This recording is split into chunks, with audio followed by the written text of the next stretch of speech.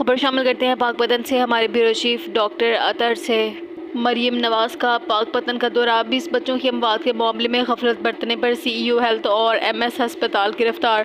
Police نے دونوں افسران سہیل اصغر اور عدنان غفار کو ہسپتال کے میٹنگ روم سے اپنی حراست میں لینے کے بعد تفتیش کے لیے تھانے منتقل کر دیا۔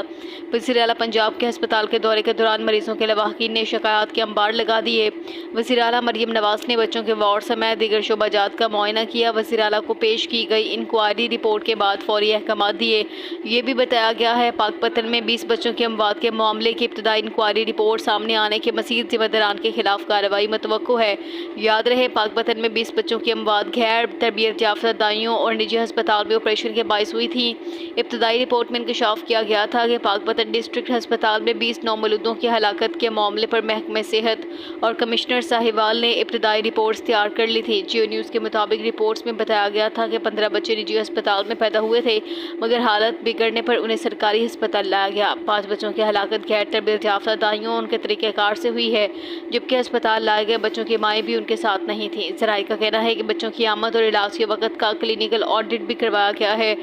آکسیجن دستیاب نہ ہونے کے شواہد نہیں مل سکے۔ ہسپتال میں آکسیجن کے 45 سلنڈرز موجود تھے۔ قبل ازیں چند روز قبل پاک پتن میں انتہائی افسوسناک واقعہ سامنے آیا جہاں مبینہ غفلت کے باعث ایک ہفتے کے دوران 20 نومولود زندگی کی بازی ہار گئے تھے۔